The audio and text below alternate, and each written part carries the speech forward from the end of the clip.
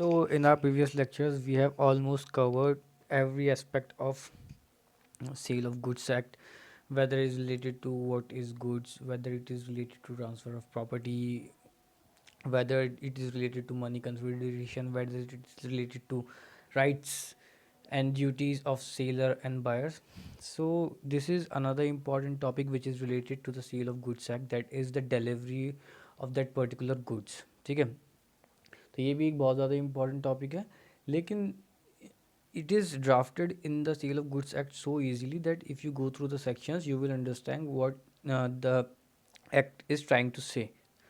So in this lecture we will go through the different sections of the sale of goods act, and we will learn what is the delivery and what are the consequences related to the delivery of goods. So first of all, in the section 33 of the Sale of Goods Act, try to define modes of delivery. Modes of delivery are actually two kinds. That first is the actual delivery of a particular goods, and second is the constructive delivery of that particular good. तो actual delivery किसे कहते हैं? Actual delivery, when the physical delivery takes place, that is called the actual delivery of that particular good. Example, आप गए phone लेने के लिए, उसने आपके हाथ में फ़ोन दे दिया, आपने उसको पैसे दे दिए, तो this is what, this is the actual delivery of that particular good. ठीक है. Second is the constructive delivery. Constructive delivery किसे कहते हैं? आपने ऑर्डर किया 100 पीस फ़ोन का, उसने बोला कि गोडाउन में रखे हैं, उसने अपने गोडाउन की चाबी आपको दे दी. ठीक है. तो this is what, this is constructive delivery of that particular good. कि भाई उसने गुड्स तो नहीं दी, बहुत सी थी, उसने अपने गोडाउन की चाबी दे दी. अब गोडाउन की चाबी आपके पास है, आप उस गुड्स की जब चाहे डिलीवरी उठा सकते हैं वहाँ से. तो this is what we call constructive delivery. इसमें एक्चुअल पोजीशन नहीं हुआ, बस जिस जहाँ पर वो चीज़ गुड्स थी उसकी चाबी एक तरीके से आपको दे दी गई. तो इसमें क्या हो गया, पोजीशन कौन सा हुआ? Constructive position. ठीक है. तो इसमें डिलीवरी कैसी हो गई? Constructive delivery. This is another mode of delivery, that when the position is given constructively. ठीक है. तो these are the two modes of delivery. Second thing which we will be studying is defined in the section 32 of the Sale of Goods Act, that is delivery and payment are concurrent condition. ठीक है. इसका क्या मतलब हुआ? अच्छा, ये पूरी delivery का जो कॉन्सेप्ट है, इसमें अगर कोई स्पेसिफिक कंडीशन मेंशन्ड है in the contract of sale, ठीक है, तो ये सब उसके उन कंडीशन पर ही वर्क करेगा. जो कंडीशन अगर मेंशन कर दी गई है कि भाई डिलीवरी की ये कंडीशन है, ठीक है, if there is a condition mention to in contradiction with any of the provisions of this any of the provisions of this act from 31 to 44, तो अगर कोई एक्सप्रेसली कोई कंडीशन उसमें लगा दी गई है कॉन्ट्रैक्ट ऑफ सेल में कि डिलीवरी इस तरीके से होनी चाहिए, तो फिर वो उसको उस तरीके से होना होगा. लेकिन अगर कोई पर्टिकुलर तरीके की चीज़ डिफाइंड नहीं है कि डिलीवरी का जो अभी हम डिस्कस करने वाले हैं इनमें से कोई भी होगा, पर्टिकुलरली कोई कंडीशन इसके कॉन्ट्रडिक्शन में sale contract of sales act में नहीं है, तो फिर भाई डिलीवरी किसके हिसाब से मानी जाएगी? डिलीवरी इसके delivery of sale of goods act के हिसाब से मानी जाएगी. ठीक है. तो सबसे पहली चीज़ हम क्या है, delivery and payment are concurrent conditions. Delivery and payment are concurrent condition. दोनों कंकरेंट कंडीशन है. इधर आपने पैसा दिया, उधर आपको डिलीवरी मिलेगी. बिना पैसे दिए आपको डिलीवरी नहीं मिल सकती. ठीक है. Unless there is an express condition in the contract of sale. उस कॉन्ट्रैक्ट ऑफ सेल में अगर कोई एक्सप्रेस कंडीशन है तो बात एक अलग है. Otherwise delivery and payment are concurrent conditions. जहाँ जब आप पैसा देंगे तब आपको डिलीवरी उस चीज़ की मिलेगी, उससे पहले आपको डिलीवरी नहीं मिल सकती. Another thing is effect of part delivery. अगर पार्ट डिलीवरी होती है तो क्या उसका इफेक्ट होता है कॉन्ट्रैक्ट ऑफ सेल पे.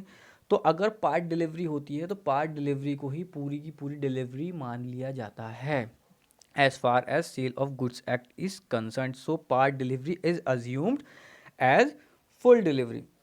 ठीक है. कहीं अगर किसी चीज़ की डिलीवरी में किसी ने पार्ट डिलीवरी करी है तो उस पार्ट डिलीवरी को ही अज्यूम फुल डिलीवरी की तरह मान लिया जाता है, और ओनरशिप जो है वो ट्रांसफ़र हो जाती है किसके पास? बायर के पास. ठीक है. Another thing is mentioned under section 35 the sales of good, that is buyer to apply for delivery. For example, अगर हाथों हाथ एक्चुअल डिलीवरी उसी टाइम इमीडिएट डिलीवरी नहीं होती है गुड्स की, ठीक है, और आपने पेमेंट कर दी, ठीक है, और आप आ गए, ठीक है, या आपने पेमेंट नहीं भी की, आप दोनों के बीच में कॉन्ट्रैक्ट हो गया और आप आ गए तो भी आप एक्चुअली उसको एक बार अप्लाई करेंगे डिलीवरी के लिए कि भैया मुझे इस पर्टिकुलर चीज़ की डिलीवरी चाहिए। आप कॉन्ट्रैक्ट में मेंशन करते जैसे कॉन्ट्रैक्ट कंप्लीट हो गया तुरंत आपकी डिलीवरी हो जानी चाहिए।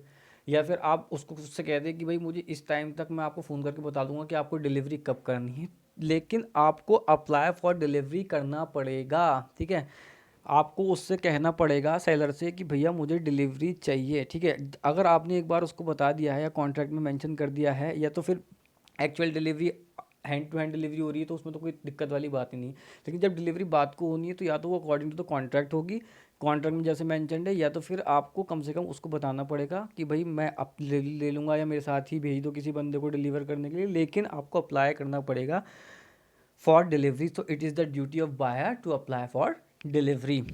ठीक है, अब अलग another important thing is place, time, manner of delivery. What can be the place, what can be the time and what will be the manner of the delivery of a particular goods. ठीक है, तो सबसे पहली बात place.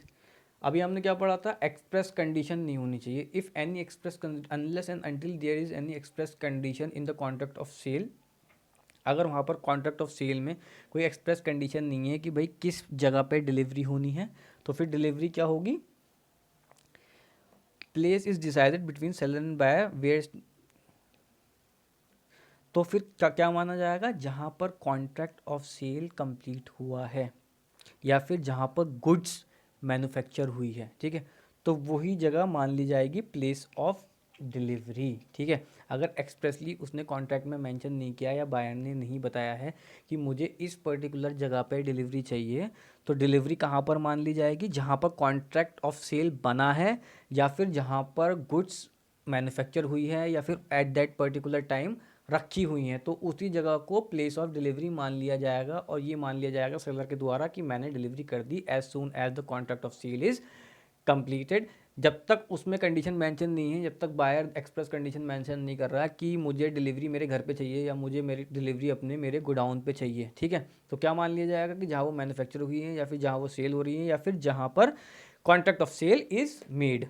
ठीक है, तो ये चीज़ क्लियर हो गई। अब आते हैं टाइम पे। एज मैंशन, अगर कोई एक्सप्रेस कंडीशन मेंशन नहीं है सेल ऑफ कॉन्ट्रैक्ट एक्ट में, तो रीजनेबल टाइम, जो भी डिलीवरी के लिए रीजनेबल टाइम होगा, 1 हफ्ता, 2 हफ्ते, 15 दिन, या जो भी एक पर्टिकुलर रीजनेबल टाइम मेंशन है। ठीक है, जो भी एक रीजनेबल टाइम होता है उस रीजनेबल टाइम में डिलीवरी हो जानी चाहिए अगर कोई एक्सप्रेस कंडीशन मेंशन नहीं है। और मैनर ऑफ डिलीवरी क्या होगा, मैनर ऑफ डिलीवरी होगा as mention in the contract. अगर कॉन्ट्रैक्ट में कोई कंडीशन मेंशन है, मैनर ऑफ डिलीवरी कोई मेंशन है, तो उस मैनर में डिलीवरी होगी। ठीक है, और अगर मैनर में मेंशन नहीं है, एज पर instruction of goods is delivered to third party, तो जैसे इंस्ट्रक्शन मिलेंगे वैसे उस चीज़ की डिलीवरी की जा सकती है बाय द सेलर। ठीक है, तो अगर एक्सप्रेसली मेंशनड है तो उस तरीके से होना है, और नहीं हो अगर उस तरीके से मेंशन नहीं है तो जैसे चाहे फिर वैसे जिस भी मैनर में चाहे उस मैनर में डिलीवरी ऑफ गुड्स हो सकती है।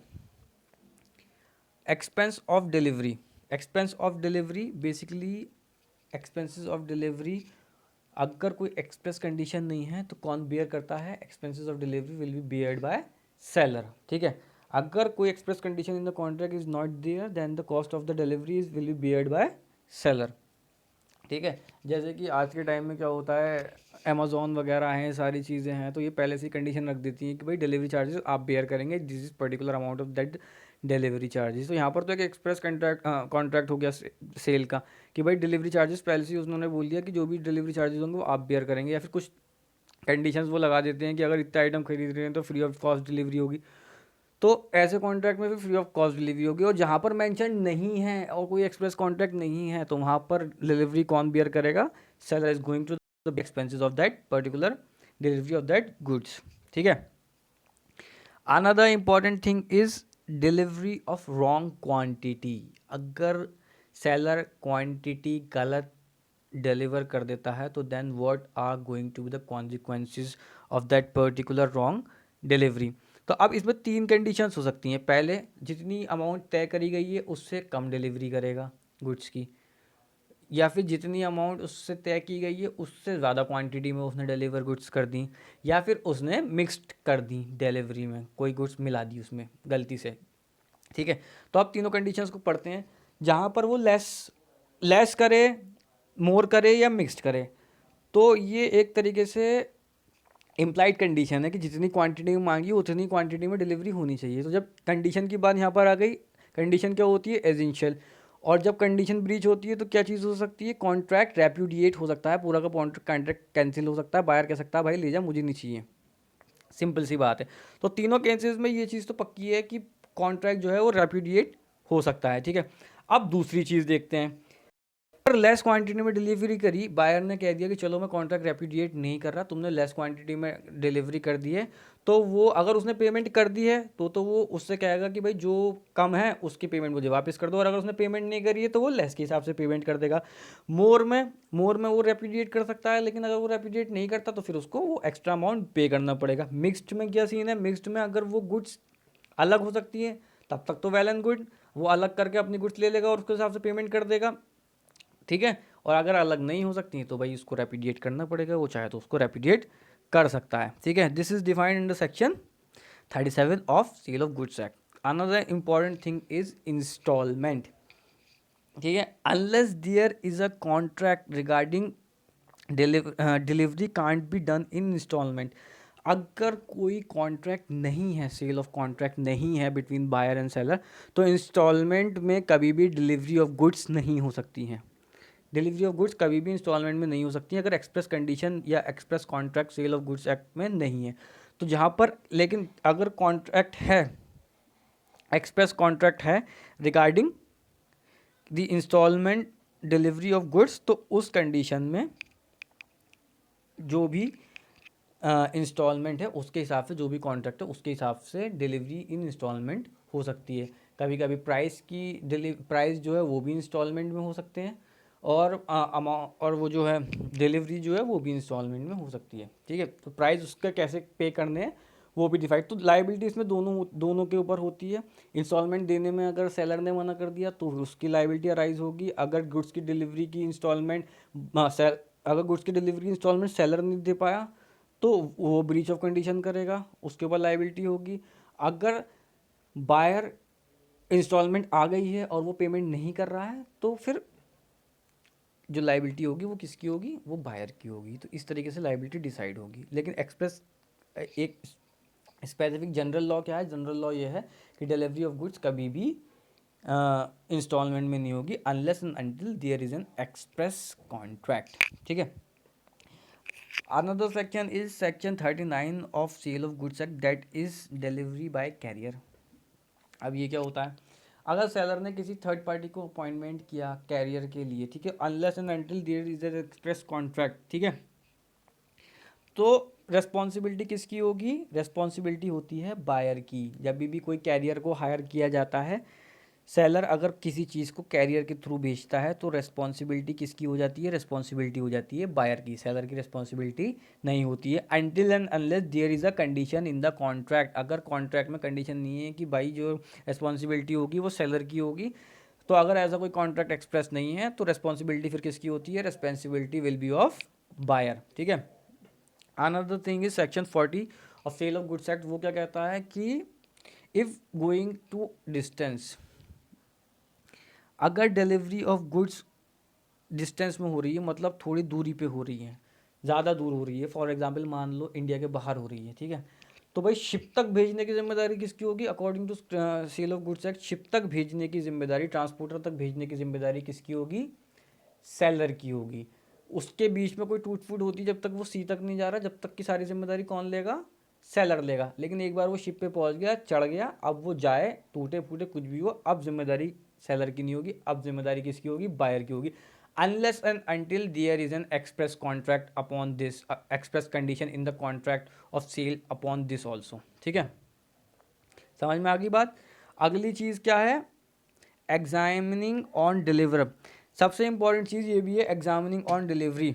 जब गुड्स कोई डिलीवर हो गई तो ये जाहिर सी बात है कि जो गुड्स है वो चेक करेगा। कौन चेक करेगा? वो चेक करेगा बायर।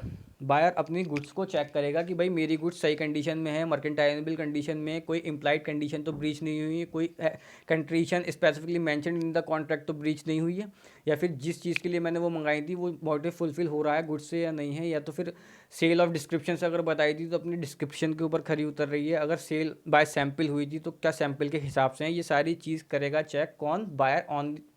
तो एग्जामिनिंग करने की सारी पावर किसके पास होती है, after delivery of goods buyer के पास होती है। और अगर इनमें से एक भी कंडीशन ब्रीच होती है, कोई भी कंडीशन ब्रीच होती है, कंडीशन हमें पता है किस चीज़ को कहते हैं, अगर वो ब्रीच होती है, essential part of the contract is breach, then contract जो है रिपीडिएट हो सकता है, और बायर जो है वो सारी की सारी गुड्स को वापस कर सकता है, गुड्स को उसकी कोई जिम्मेदारी नहीं होगी। ठीक है, तो अब समझ में आ गया होगा कि एग्जामिनिंग ऑफ डिलीवरी किसे कहते हैं। अगला इंपॉर्टेंट चीज़ है वैन एक्सेप्टेंस इज कंप्लीट। अब ये सारी चीज़ें तो हो गई कि गुड्स अभी तक एक्सेप्टेड नहीं हुई हैं, जिम्मेदारी किसकी हो रही थी, किसके ऊपर डिपेंड करेगी, अगर ऐसा होगा तो क्या होगा, express condition. Now when the acceptance is complete, this is mentioned under section 42, 43 and 44 of the Indian contract act, different different scenarios. Basically सबसे पहली चीज़ क्या है, दो कंडीशंस है, if goods taking no complaint is there, buyer ने goods देखी, examine करी, कोई कंप्लेंट नहीं करी सेलर को कि भाई, तो फिर ये मान लिया जाएगा कि गुड्स जो है वो एक्सेप्ट हो गई है। दूसरी चीज़, या तो वो उसको यूज़ कर ले, गुड्स को उसने निकाला खोला, उसने यूज़ करने लगा अच्छे से, या तो फिर उसने आगे उसको किसी को और को सेल कर दी, तो ये क्या मान ली जाएंगी इन कंडीशंस में कि द गुड्स इज एक्सेप्टेड, आपने गुड्स की डिलीवरी करी, गुड्स जो है वो एग्जामिन होके एक्सेप्ट हो गई हैं, क्योंकि ना तो उसने कोई कंप्लेंट मारी, ना ही उसने उसको ना ही उसने वो उसको उसने उसको उन गुड्स को यूज़ भी कर लिया या उसने उसको आगे भेज दिया, तो अब ये अज्यूम कर लिया जाएगा कि एक्सेप्टेंस इज़ कंप्लीट। ठीक है, लेकिन अगर उसको लगा कि 41 में एग्जामिन करने के बाद भाई कोई कंडीशन ब्रीच हुई है, तो वो कॉन्ट्रैक्ट को रेपुडिएट कर देगा और ये फ़ोन कर कर बोल देगा बायर को, सेलर को, कि भाई तेरी गुड्स जो है वो मेरी कंडीशन के हिसाब से सही नहीं है, लिहाजा मैंने इनको कर दिया है रिजेक्ट।